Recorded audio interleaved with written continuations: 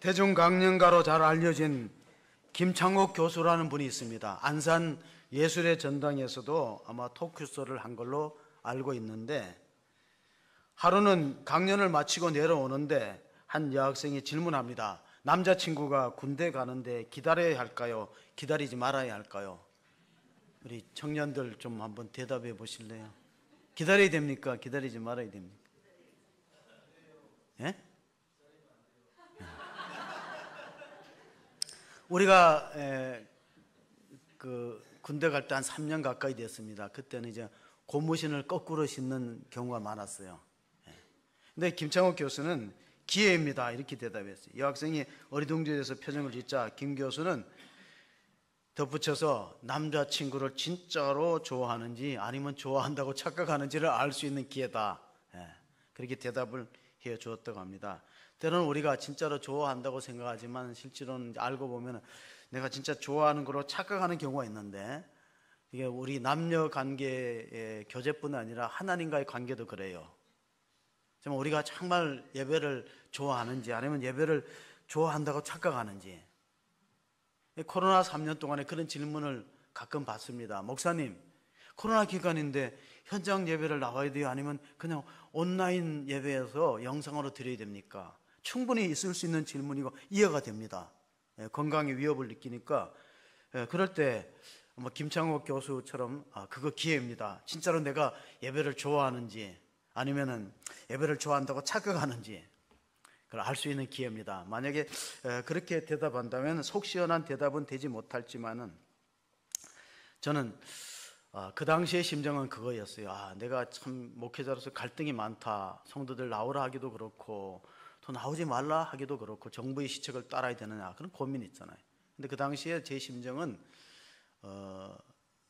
교회는 하나님의 명령을 따라야지 어떤 권력의 명령에 순종하는 단체는 아니다. 하나님이 예배하라고 했으면 예배를 드리는 것이 마땅하지 않는가 그런 생각을 가지고 목회를 해왔는데, 시편에 보면 이런 말씀이 있습니다. 시편 42편 그 고라 자손이 한 시편인데, 하나님이여 목마른 사슴이 시냇물을 찾기에 갈급한 같이, 이어지는 말씀을 같이 읽습니다. 내 영혼이 하나님 곧 살아계시는 하나님을 갈망하느니 내가 어느 때 나아가서 하나님의 얼굴을 배울까? 사람들이 종일 내게 하는 말이 내 하나님이 어디 있느냐 하오니 내 눈물이 주야로 내 음식이 되었도다. 자, 고라 자손의 시편의 내용을 보면요, 어떤 정치 권력이 예배를 못하게 하더라도 아마 이런 예배를 갈망하는 사람은 나왔을 거예요. 그러니까 답이 뭐냐? 진짜 예배를 좋아하느냐 아니면 내가 예배를 좋아한다고 스스로 착각하고 있는가를 판단할 수 있는 기회가 된다 하는 사실입니다. 우리가 잘 아는 그 애플을 창업했던 스티브 잡스는 스탠퍼드 대학에서 그 자기가 췌장암 걸려서 죽어가면서 연설을 했어요. 남겨져 있는데 제가 두 문장을 기억합니다. Stay hungry, stay foolish. 여러분, stay hungry는 배가 고프다는 뜻이에요. stay foolish는 어리석고 우직하다는 뜻입니다. 그러니까 배움에 목말라 하고, 정말로 우리 스탠퍼드 대학교에 있는 학생들이 앞으로 사회에서 영향력을 끼치는 사람이 되고 싶으면 배움에 목말라 하고, 그리고 뭔가 하나를 결정했으면 우직하게 바보스럽게 밀고 나가라는 거예요. 중간에 포기하지 말고. 사실 그 스티브 잡스는 미혼모 가정에서 태어나서 입양되었어요. 앞으로 이제 우리나라도 그런 일들이 많이 생길 거예요. 이 결혼하지 않는 사이에서 아이가 태어나면 어떻게 할 거냐? 그 미혼모 가정에서 태어나서 입양됐는데, 사실 그가 이공계 출신으로 많이 알고 있는데 아니에요. 그는 이공계 출신이 아닙니다. 우리가 이제 리드 대학교에, 오리곤주에 있는 리드 대학교에 철학을 전공했는데, 양부모가 우리가 말하는 블루칼라, 그래서 이제 근로자의 가정에서 대학교 학비를 내기 어려우니까 도중에 자기가 자퇴해버렸어요. 그리고 회사를 만들었지. 성도 여러분, 우리가 요즘에 그 노벨 문학상 때문에 막 참 경사가 났다고도 하고 또 이제 또 부정적인 말을 하는 사람도 있지만은, 문송하다는 말이 우리나라에 있대요. 문송은 뭐냐면 문과여서 죄송하다는 뜻이에요. 왜냐하면 문과를 나오면 취업이 안 되고 어려움을 겪기 때문에 아마 그런 말이 생긴 것 같은데, 영국의 옥스퍼드 대학교에서 조사를 해보니까 문과 출신들이 나중에는 훨씬 더 잘 살더라. 그래서 이제 노벨상을 기점으로 해갖고, 문학상을 기점으로 해서 문과 출신들도 정말 기가 죽지 말고 문과 출신도 얼마든지 사회에서 좋은 일을 할 수 있다는 그런 자부심을 가져야 되는데, 그 스티브 잡스가 유명한 말을 많이 했는데 그 중에 하나가 이런 말입니다. 소크라테스와 정심을 함께 할 수 있다면, 소크라테스는 위대한 철학자 아닙니까? 소크라테스와 정심을 함께 할 수 있다면 애플이 가진 모든 기술과 맞바꿔도 된다. 그러니까 참 스티브 잡스가 대단한 사람인 건, 그가 이공계 그 IT의 선구자지만은 동양 철학에도 조예가 있고, 오늘 말한 거 뭐예요? 소크라테스하고 정심을 함께 할 수 있으면 모든 애플의 기술을 다 바꿔도 된다. 얼마나 진리에 목말라 있는 자세가 있는 거, 구도자의 자세가 되어 있는 사람입니다. 그러니까 세상을 바꿀 수 있죠. 공자가 한 말 가운데 조문도 석사가이란 말이 있어요. 조문도 석사가 뭐죠? 아침에 도를 들으면 저녁에 죽어도 한이 없다. 오늘 우리가 엘리야의 기사를 읽었는데, 엘리야는 예배를 통해서 하나님의 응답을 받을 수 있다면 죽어도 좋다는 마음을 갖고 있는 선지자였어요. 그래서 엘리야를 가리켜서 하늘 문을 열고 닫은 예언자다. 하늘의 문을. 그러니까 엘리야가 내 말이 없으면 이스라엘 땅에 비가 오지 않을 것이다. 하늘 문을 열고 닫았어요. 기도로. 기도로 능력을 발휘했던 믿음의 사람이었고, 엘리야라는 이름 자체가 여호와는 하나님이시다는 말이 엘리야 이름 속에 들어있어요. 여호와는 하나님이시다. 그래서 그는 예배에 목숨을 걸었던 인물로 오늘 성경에 기록되어 있는데, 어떻게 되어 있습니까?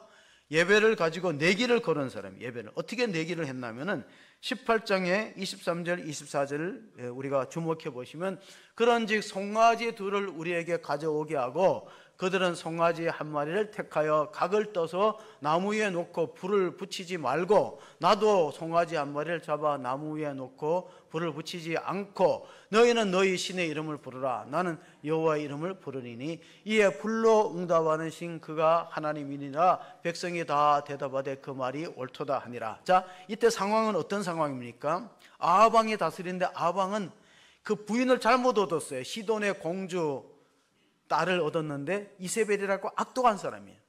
악처입니다. 그러니까 여호와를 섬기는 종교를 싫어했던 거예요.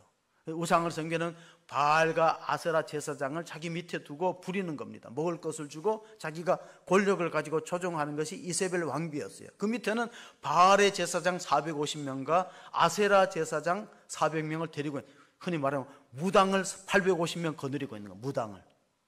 근데 엘리야는 하나님의 백성들이 하나님께 예배를 드려야 되는데 다 우상에 치우쳐 있기 때문에 목숨을 걸고 내기를 제안해서 갈멜산에 올라가자. 송아지 2마리를 택해서 니들도 한 마리를 먼저 선택하고 나도 한 마리를 선택해서 각을 뜨고, 그리고 나무를 쌓아다가 제물을 올려놓고 각자 신의 이름을 부르자.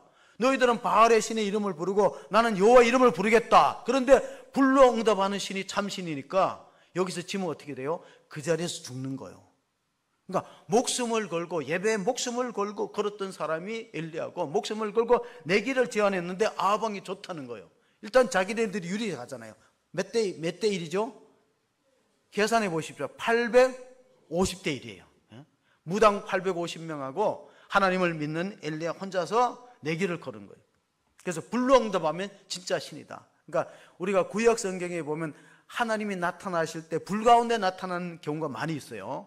자, 모세가 하나님 만났던 장면이 떨기나무 불꽃 가운데 만났다. 출애굽기 3장에 보면은 모세가 그의 장인 미디안 제사장 이드로의 양떼를 치더니 그때 광야 서쪽으로 인도하여 하나님의 산 호렙의 이름에 여호와의 사자가 떨기나무 불꽃 가운데로 나오는 불꽃 안에서 그에게 나타나시니라. 그가 보니 떨기나무에 불이 붙었으나 그 떨기나무가 사라지지 아니하니라. 여러분, 광야의 떨기나무는요, 불 붙으면 금방 사라집니다. 후루룩 하고 사라지는데 그게 안 사라지는 거예요. 그러니까 모세가 이상하다. 왜 떨기나무 불이 붙었으면 금방 재가 되는데 꺼지지 않을까 하니까 하나님이 거기 불 가운데 임재하셔서 모세야, 모세하고 부르는 거예요.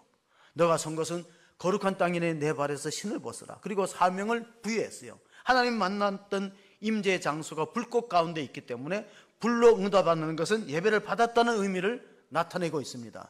우리가 잘 아는 교회가 탄생한 건 오순절에 성령 강림 때 탄생했는데, 그때도 성령이 불꽃 가운데 임하셨다는 기록을 우리가 사도행전 2장에서 찾아볼 수 있습니다. 오순절 날이 이미 이름에 그들이 다 한 곳에 모였더니 호련히 하늘로부터 급하고 강한 바람 같은 소리가 있어 그들이 앉은 온 집에 가득하며 마치 불의 엿처럼 갈라지는 것들이 그들에게 보여 각 사람 위에 하나씩 임하여 있더니, 그들이 성령 충만함을 받고 방언을 하기 시작하고, 그 오순절 절기를 지키기 위해서 예루살렘에 모였던 많은 이스라엘 사람들과 근동에 있는 흩어진 유대인들이 와서 하나님의 복음의 말씀을 듣고 교회가 탄생한 겁니다. 그러니까 교회는 모일 때 성령이 임하고 그 모이는 속에서 하나님의 역사가 나타나기 때문에 모임이 그렇게 중요해요. 우리가 히브리서 10장 25절에 보면요, 말세가 되면 모이지 못하게 한다는 거예요.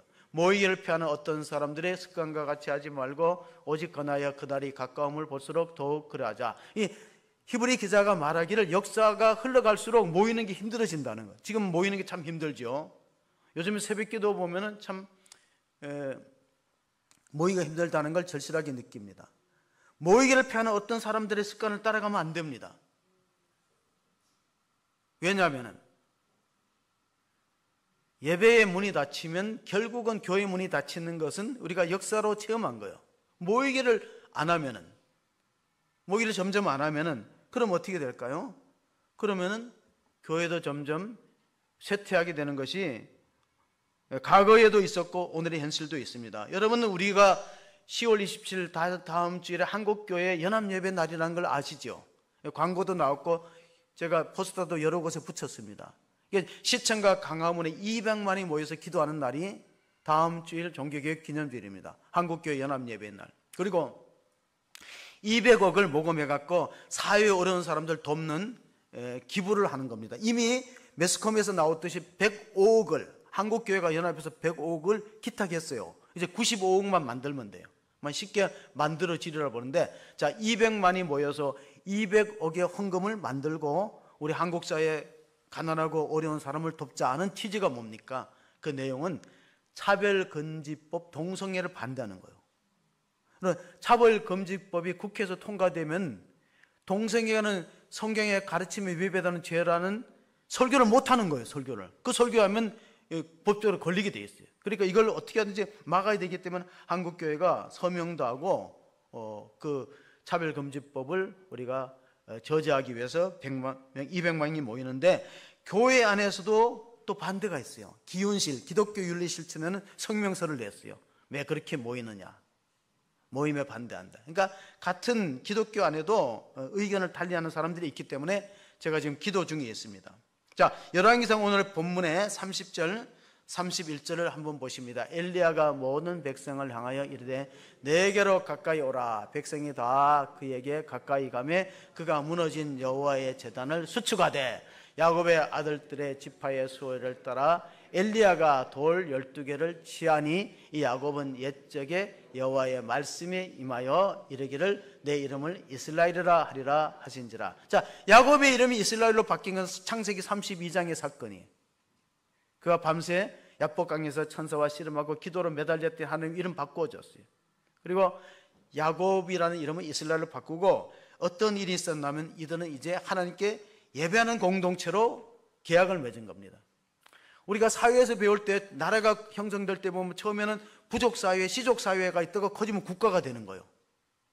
아브라함은 부족입니다. 아브라함은 그냥 족장이에요. 근데 이제 점점 커지니까 야곱의 12아들의 지파가 이제 국가가 되는 거예요. 이스라엘 국가인데 어떤 국가입니까? 예배하는 공동체로 하나님과 계약을 맺은 거예요. 믿음의 조상이었던 아브라함은 가는 것보다 제단을 쌓았다는 기록이 창세기 12장 7절 8절에 있습니다. 여호와께서 아브라함에게 나타나 이르실 때 내가 이 땅을 내 자손에게 주리라 하신지라. 자기에게 나타나신 여호와께 그가 그곳에서 제단을 쌓고 거기서 베델 동쪽 산으로 옮겨 장막을 치니 서쪽은 베델이요 동쪽은 아이라. 그가 그곳에서 여호와께 제단을 쌓고 여호와 이름을 부르더니. 자, 아브라함의 생애에서 가장 중요한 장소 두 개가 장막과 제단입니다. 장막은 뭐냐? 가정을 말합니다. 장막은 뭐라고요? 가정이에요. 가정. 제단은 뭐죠? 교회입니다. 다시 묻습니다. 아브라함의 믿음의 조상 아브라함 복의 근원, 아브라함의 생애에서 가장 중요한 두 장소는 장막과 제단인데, 장막은 가정이요, 제단은 이 두 장소가 굉장히 중요한 거예요. 가정과 교회가. 제단이 무너져 버리면 뭡니까? 가정도 휘청거린다는 겁니다. 제단이 무너지면 가정도 위기가 오기 때문에 우리 다음 세대들이 얼마나 지금 방황하고 있습니까?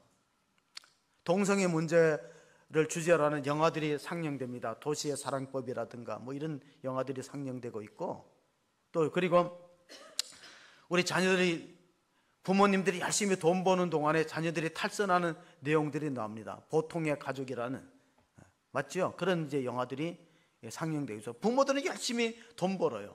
그리고 학원도 보내요. 근데 자녀들은 탈선하는 거예요. 2025년도에 중요한 그 목회 트렌드 가운데 하나가 그 유반젤리즘이란 말이에요. 유튜브 있잖아요. 유튜브와 에반젤리즘에 합치는 것이 유반젤리즘이에요. 요즘 아이들은요, 이 나이가 굉장히 어려도 유튜브를 잘 다뤄요. 내가 식당에 보면 어떤 아이들이 막 그 고사리 같은 손으로 착착착 제끼는 거 보면 신기해요. 야, 나보다 잘한다. 어제 우리 가장 이제 손녀 가운데 나이 어린 하늘이가 4살짜리가 이제 부모들이 다 이제 뭐 일이 생겨갖고 결국 맡길 데가 없어. 토요일에는 맡길 데에서 우리 이 집에 들어왔는데, 그 TV를 틀으니까 그 뽀로로인가 그거 좋아하는데, 그 할머니가 그 가까이 가서 텔레비 보면은 눈 버리니까 뒤로 나오라니까, 아니에요, 집중해서 보려고요 그러더래요. 4살짜리가 뭐라고요? 집중해서 보려고. 야, 요즘 애들 기가 막힌 말인데, 집중해서 보려고 하니까 자기 눈 버린다고 그 말리지 말고 기가 막히는 시대에 살고 있어요. 유튜브가 갖고 있는 힘이 이렇게 큰 거예요. 아이들이 텔레비나 유튜브 앞에, 영상 매체 앞에 이렇게 달려드는 거예요. 우리 교회가 개척 당시부터 그 C3 TV, 굿 TV에 설교 영상을 보냈어요. 그러다가 이제 한 번은 교회가 선교비도 잘 못 보내고 어려울 때 이제 계속 이제 매달 안 나가니까 국장이 왔더라고요. 그래서 이게 어떻게 됐냐 그래서, 사실 좀 선교비가 많이 이제 지체됐고 우리는 이 방송에서 빠지고 싶다 그랬어요. 선교비도 못 내니까. 그랬더니 그 편집국장이, 호수 중앙교회가 매달 이제 통계가 시청 통계가 나온대요. 그 오래전 얘기죠. 10년도 된 8천회 9천회 나간데, 누가 그렇게 보냐 그러니까 해외 선교사들이 많이 보고 국내에도 봐서 8천회 9천회 내니까 탈퇴를 하지 말라는 거예요. 탈퇴를 안 시켜주는 거예요. 그때는 이제 그 인터넷으로 많이 이제 영상이 나간데, 요즘엔 유튜브가 얼마나 흔한지. 유튜브, 그래서 유반젤리즘은 많이 유행하는 거예요. 유반젤리즘. 그게 뭡니까? 유튜브와 에반젤리즘, 복음이 에반젤리즘이니까 그렇게 합쳐서 기독교인들이 유튜브를 통해서 설교를 한 58% 시청하고 찬양을 한 52%, 나머지 성경 공부나 성경 읽기, 간증 뭐 이런 것들, 교육을 받는 것들을 많이 시청한다는 거예요. 그래서 이 시대가 정말 유튜브 전성 시대가 되었는데, 생각해 보십시오. 우리가 자녀가 해외가 있다. 해외가 있는데 그 명절 때 만나지 못하잖아요. 그러면 이제 결국은 이제 영상 통화를 하게 되는 거예요. 영상 통화로 그 이제 부모님이나 할아버지 할머니한테 인사도 하고 세배도 하고 그러잖아요. 그럼 과연 그것이 완전한 만족을 줄 것인가 생각해 보세요. 물론 부득이하기 때문에 먼 거리 올 수 없으니까 영상으로도 얼굴을 보고 안부를 서로 묻고, 참 그것도 참 문명의 이기가 가져오는 유익한 일이지만, 그게 할아버지 할머니 입장에서, 부모 입장에서 만족이 됩니까? 그렇다면 우리가 영상 예배도 그런 면에 보셔야 돼요. 하나님께서 우리가 영상으로 예배하는 건 불가피한 상황이 있을 때, 코로나 같은 불같은 상황에서 한시적으로 할 수는 있지만은 그게 온전한 예배가 되겠느냐? 마치 부모가 영상으로 손자들 또는 자녀들의 인사를 받을 때 감사는 하면서도 뭔가 미흡한 마음이 있지 않을까요? 그게 예배는 현장성이 중요하다는 거예요. 우리가 출애굽기에 보면 성막을 지어놓고 출애굽기 25장 22절에 내가 거기에서 너와 만나고 하는 사실이 있어요. 출애굽기 25장 22절 성막에.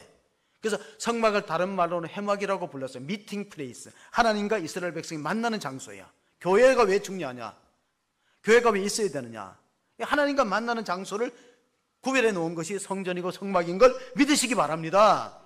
그러면 예배는 언제부터 드렸는가? 예배의 기원에 대해서는 우리가 노아 홍수 때 보면 창세기 8장에 홍수가 끝난 후에 노아가 뭘 했는가? 18절, 19절, 20절까지 보시면은 노아가 그 아들들과 그의 아내와 그 며느리들과 함께 나왔고 땅 위의 동물 곧 모든 짐승과 모든 기는 것과 모든 새도 그 종류대로 방주에서 나왔더라. 노아가 여호와께 제단을 쌓고 모든 정결한 짐승과 모든 정결한 새 중에서 제물을 취하여 번제로 제단에 드렸더니, 자, 홍수가 끝나고 최초로 한 일이 예배인 걸 믿으시기 바랍니다. 단 거 안 했어요. 농사 짓고 씨 뿌리지 않았어요. 가장 문제한 것은 방주 속에 살아남은 정결한 새를 잡아가지고 제사부터 드렸다는 거예요. 제단에. 뭡니까? 구원받은 것에 대해서 감격하는 행위가 예배인 걸 우리가 성경을 통해서 발견하게 됩니다. 자, 왜 예배할까요? 구원받기 위해서 예배하는 것이 아니라 구원받은 것에 대한 감사의 응답이 예배인 걸 믿으시기 바랍니다. 구원받지 못한 사람은 예배 드리기 어려워요. 예배가 부담스럽고 힘들어요. 시간 내기도 어려워요.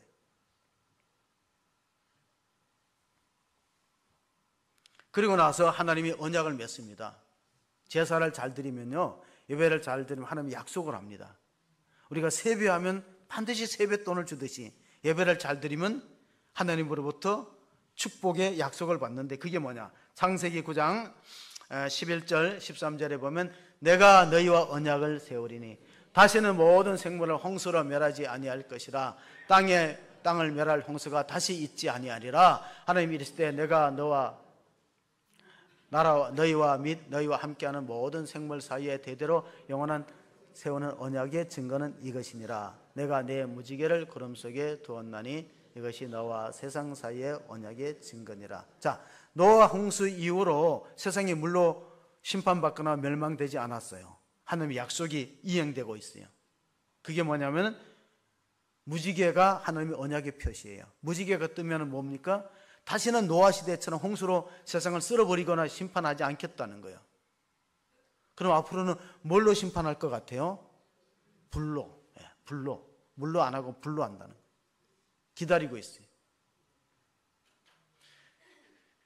유럽이나 미국 쪽, 영국 쪽을 가보면요, 무지개 색깔의 깃발이 있는 걸 볼 수 있습니다. 그게 뭐죠? 자, 다시 질문합니다. 무지개처럼 7가지 색깔로 만들어진 깃발이 있어요. 그게 뭐예요? 동성애 표시예요. 하나님의 언약의 약속을 그래 바꾸어 버렸어요.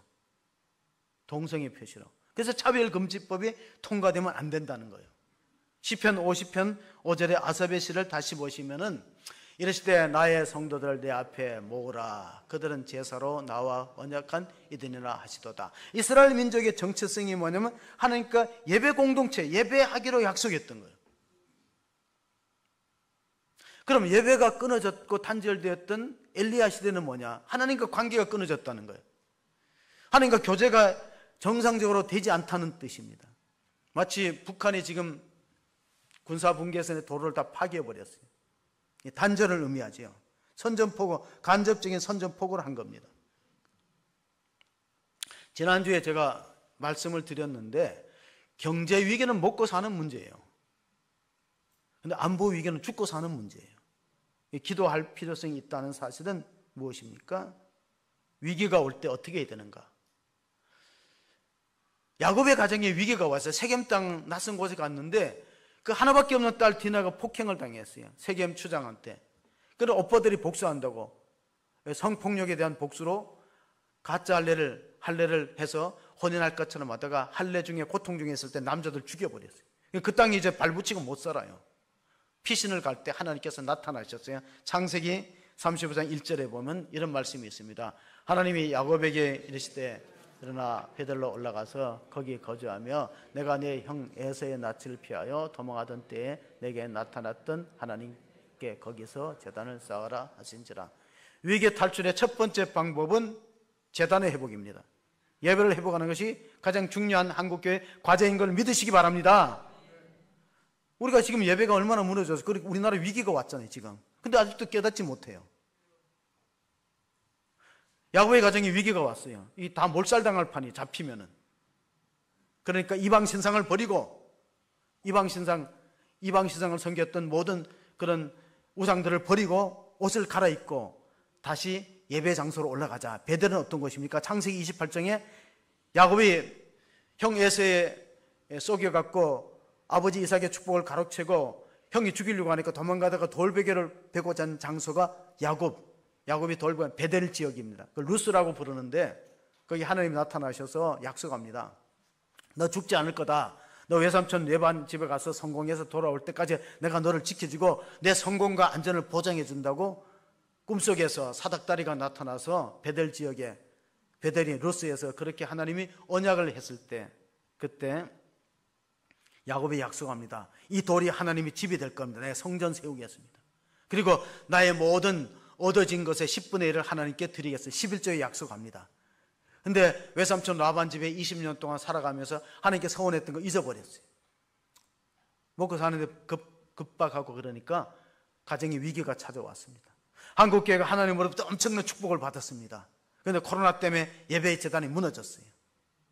위기가 지금 찾아왔습니다. 그걸 깨닫지 못하면 어떻게 될까요? 다시 본문을 우리가 주목해 봅시다. 32절 33절을 읽어봅니다. 그가 여호와의 이름을 의지하여 그 돌로 제단을 쌓고 제단을 돌아가며 곡식 종자 두세 알을 둘 만한 도랑을 만들고 또 나무를 버리고 송아지의 각을 떠서 나무 위에 놓고 이르되 돌 넷에 물을 채워다가 번제물과 나무 위에 불하고. 이 뭐냐면 인위적으로 불을 만들어내고 속임수를 쓰지 말자는 거예요. 이쪽 저쪽도 바알 제사장 무당들도 그렇고 엘리야도 그렇고 나무에다 물을 버갖고 사람이 살짝 불을 붙여서 속이는 행위를 하지 말자.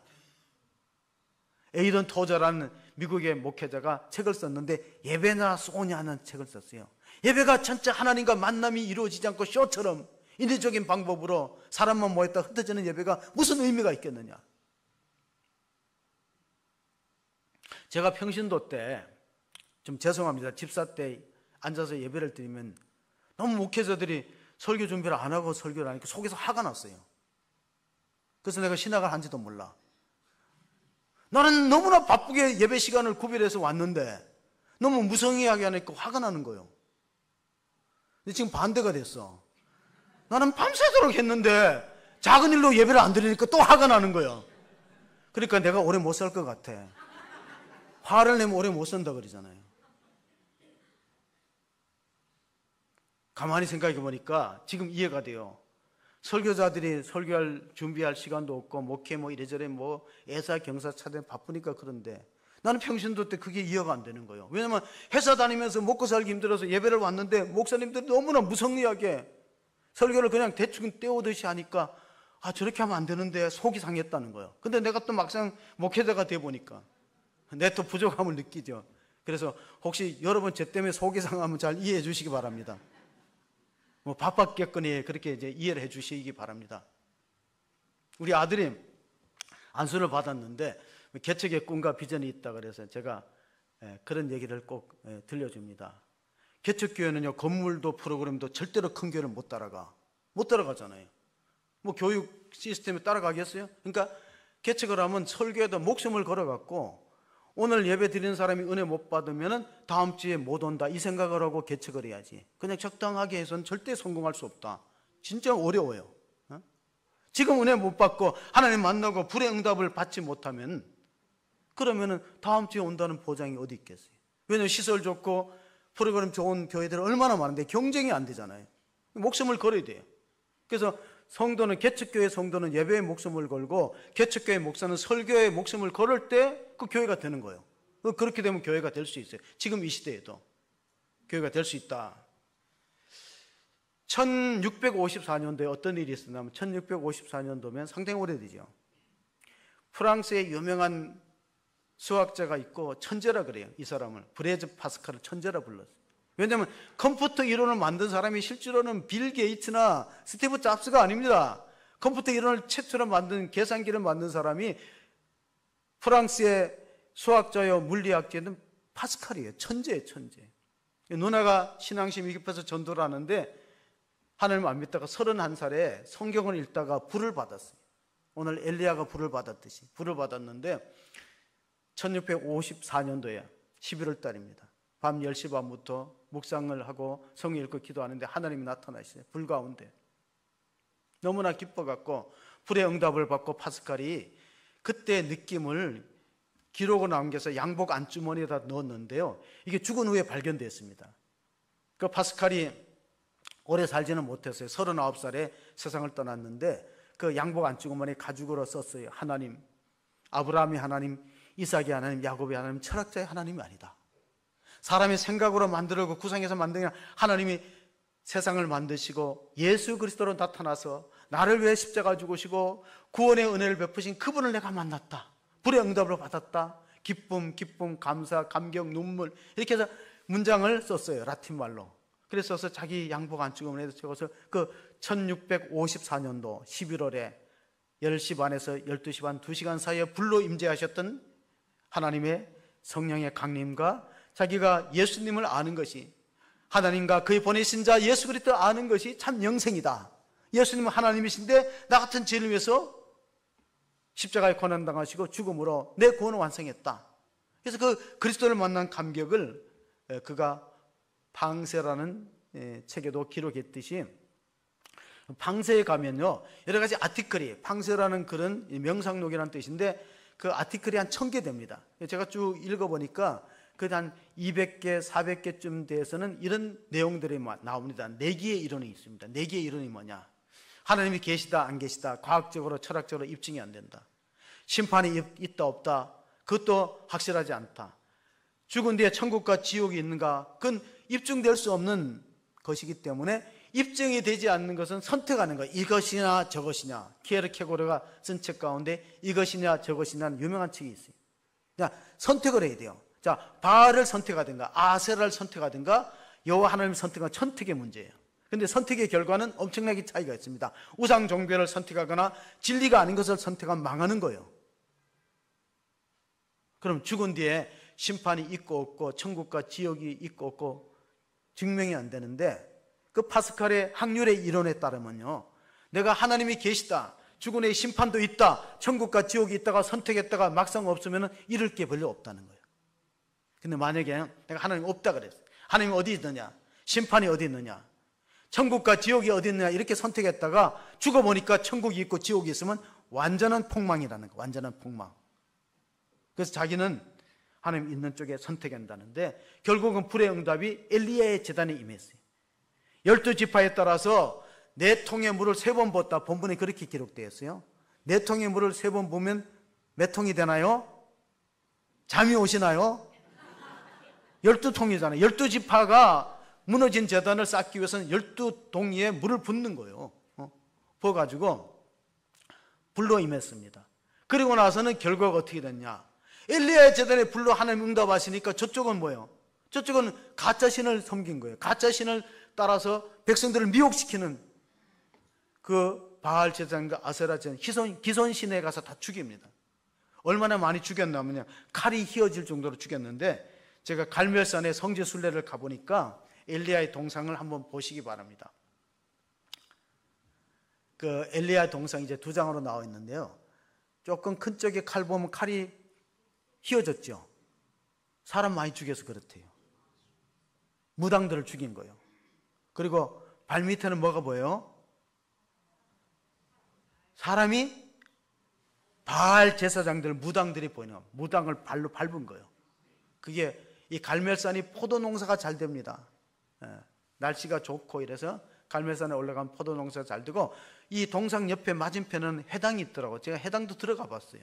가서 예배를 드리는데 사람들이 별로 많지 않아요. 이게 갈멜산 엘리야가 예배에서 불의 응답을 받고 아세라, 바알과 아세라. 여러분, 바알과 아세라는 어떤 의미가 있습니까? 이제 가서 직접 보시고 지우셔도 됩니다. 화면에서 지우셔도 되는데, 바알과 아세라는요, 풍요를 약속하는 농경신이에요. 바알은 남성신이고 아세라는 여성신이니까 둘이 만나면 뭐가 될까요?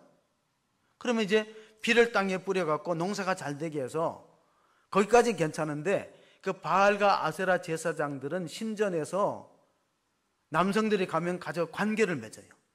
그러니까 이스라엘 백성들이 그 바알과 아세라에 빠지는 것은 쾌락도 주고 복도, 풍조도 약속하니까 거기 다 넘어지는 거예요.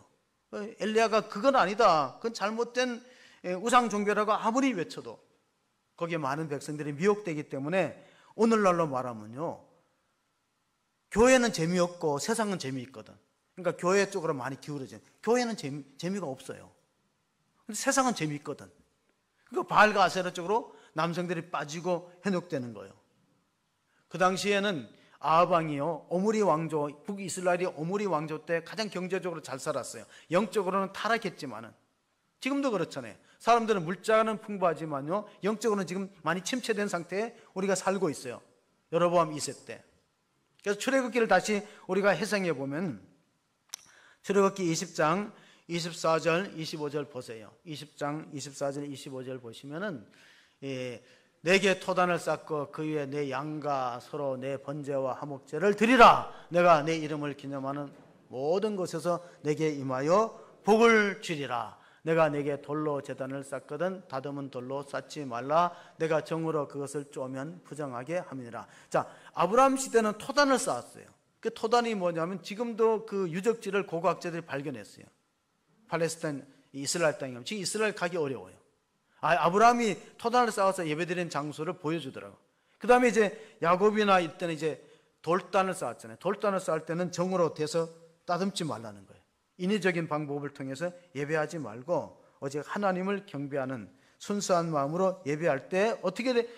하나님이 복을 주시겠다고 약속했는데 주일 성수를 잘하면 건강의 복을 받고, 성경을 많이 읽으면 지혜의 복을 받고, 11조를 하면 물질의 복을 받고, 전도를 하면 존경의 복을 받고, 소급을 잘하면 보호의 복을 받고, 주의 종을 잘 섬기면 자녀가 복을 받는다. 근데 이제 그런 하나님 말씀이 우리가 전통적으로 우리에게 주어지면은 그걸 잘 받아들이지 않고 자꾸 부정적으로 생각하는 사람들이 있어요. 지금도 얼마나 언론들이 여론조사를 하면 부정적으로 해요. 자, 여론조사를 했다. 그러면 여론조사를 공정하게 해야 되는데 결론을 부정적으로 내려놓고 여론조사를 맞춰요. 예를 들면 한국교회 힘들다, 전도가 안 된다, 잘 모여지지 않는다, 그런 쪽으로 이미 부정적으로 결론을 내놓고 조사를 하니까 다 거기 맞아버리는 거예요. 가나안 땅을 정탐할 때 12명을 보냈는데 여론은 10명은 부정적이에요. 그 땅은 우리가 못 들어간다. 안악자손들은 장대하고 네피림 같고 거인이고 우리는 메뚜기 같으니까 그 땅에 들어가다 보면 우리가 다 실패하고 잡혀 죽고, 그리고 우리 자녀들과 우리 아내들은 다 포로가 된다. 그래 밤새도록 원성이 일어나고, 그럼 모세와 아론을 제껴놓고 우리가 다른 지도자를 모시자. 모세와 아론을 탄핵시키고 우리가 다른 지도자를 모셔갖고 다시 애굽 땅으로 가서 거기 종로로 타는 게 낫지 가나안 땅은 불가능하다. 그렇게 됐더라면 이스라엘 역사는 미래가 없는 거예요. 희망이 없는 거예요. 부정적 여론을 따라가면은 되겠네 이거죠. 하나님이 찾는 사람은 어떤 사람이? 믿음의 사람, 여호수아와 갈렙 같은 믿음의 사람을 찾는 줄 믿으시기 바랍니다. 할 수 있다가 할 수 없다가 아니고, 하나님은 올바로 예배하는 자를 통해서 큰 역사를 이루고 가기 때문에 요한복음 4장 23절 24절을 보십니다. 아버지께 참되게 예배하는 자들은 영과 진리로 예배할 때가 오나니 곧 이때라. 아버지께서는 자기에게 이렇게 예배하는 자들을 찾으시니라. 하나님 영이시니 예배하는 자가 영과 진리로 예배할지니라. 하나님은 온 땅을 두루 참여하면서요, 10,000명이 모이면 뭐 해야겠어요? 10,000명이 모여서 신령과 진정으로 예배하는 사람이 한 사람도 없으면요, 하나님은 고개를 돌려요. 우리가 적게 모이더라도 정말 하나님을 간절히 찾고 신령과 진정으로 예배하는 사람은 하나님이 받으시는 줄 믿으시기 바랍니다. 그들을 통해서 새 역사를 이루어가는 거예요, 하나님 나라가. 그래서 칼 바르트라는 신학자는 이렇게 말해서 예배는 우리 인간이 할 수 있는 가장 중요하고 가장 긴급되고 가장 영광스러운 일이다, 그렇게 말했어요. 우리가 예배라는 게 사실 쉽지 않거든요, 현대인들한테. 또 예배를 수없이 반복적으로 들이다보면 매너리즘에 빠져요, 타성에. 종교개혁이 왜 일어났냐면요, 종교개혁 때 예배가 조는 사람이 절반이 넘어. 여러분, 교회의 예배 현장에 조는 사람이 절반이 넘으면 무슨 뜻이냐면 개혁이 필요하다는 뜻이에요. 나의 책임도 있죠. 설교자의 책임도 있죠.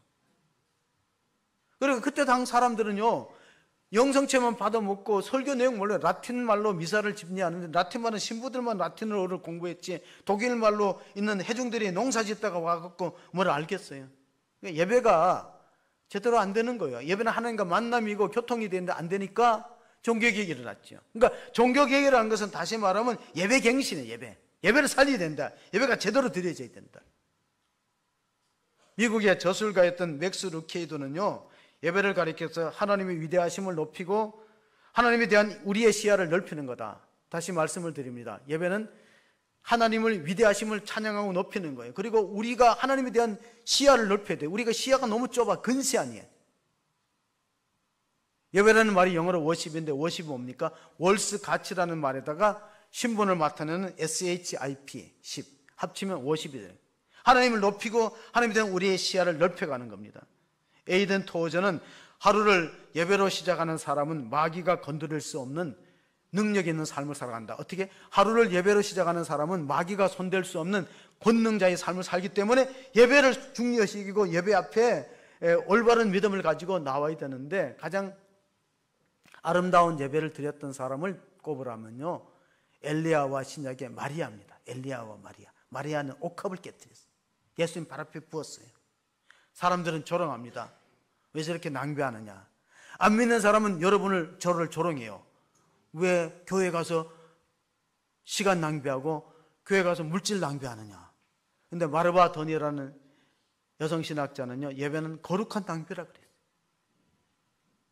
예수님을 위해서 가장 귀한 일을 한 것이 마리아라고, 성경이 기록되는 곳마다 이 마리아의 행위를 꼭 기억하게 될 것이다. 그래서 우리가 끝으로 읽어야 될 말씀이 뭐냐면은, 오늘 우리가 교동문에 읽었던 시편 95편의 내용입니다. 교동문에 어떤 내용을 읽었습니까?